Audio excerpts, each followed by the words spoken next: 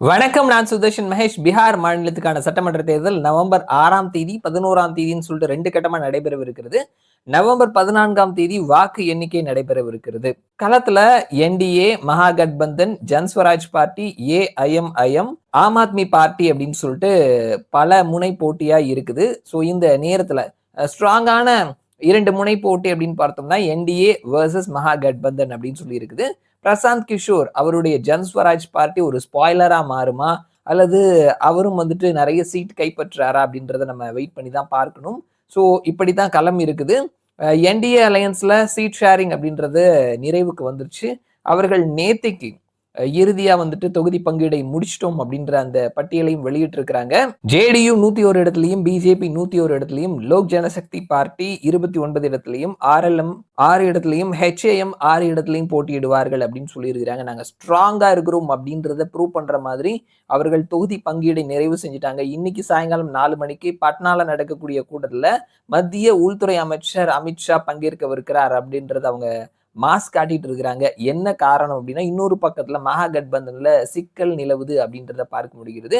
பல கருத்து கணிப்பு முடிவுகள்லையுமே நம்ம பார்க்கும் பொழுது தேஜஸ் அதிகமா மக்கள் விரும்பக்கூடிய முதல்வர் அப்படின்ற கேட்டகரியில அதிகமான பெர்சன்டேஜை பெற்றிருக்கிறாரு. ஆனாலும் காங்கிரஸ் அவரை மகாகட்பந்தனுடைய முதல்வர் வேட்பாளர் அப்படின்னு சொல்லி அனௌன்ஸ் பண்ணாமலேயே இருக்கிறாங்க. அதற்கான காரணம் என்ன அப்படின்னா, காங்கிரஸ் வந்துட்டு மகாகட்பந்தன் அலையன்ஸ்ல அதிகமான சீட்டை பெறணும் அப்படின்னு சொல்லி தான். ஸோ அதுல தான் வந்துட்டு 2 பேருக்கும் இடையில சண்டை வந்திருக்குது. காங்கிரஸ் வந்துட்டு ஆர்ஜேடி கொடுக்கக்கூடிய அந்த 50 சீட் அதை வந்துட்டு நாங்க எங்களுக்கு தேவையில்லை, அதை விட அதிகமா வேணும் அப்படின்னு சொல்லி கேட்டிருக்கிறாங்க. அதே நேரத்துல காங்கிரஸ் 24 மணி நேரம் கெடு கொடுத்திருக்கிறாங்க. ஆர்ஜேடிக்கு எங்களுக்கு 60 சீட் வேணும் அப்படின்னு சொல்லிட்டு. நிலைமை இப்படி இருக்க, அதே மாதிரி அந்த கூட்டணியில விஐபி அப்படின்ற ஒரு கட்சி இருக்குது. பாலிவுட்டினுடைய செட் டிசைனரா இருந்த முகேஷ் சஹானி அவர் தான் அந்த கட்சியினுடைய நிறுவனர். ஸோ அவர் போன எலெக்ஷன்ல 11 சீட்ல போட்டியிட்டாரு, 4 தொகுதியில ஜெயிச்சாங்க.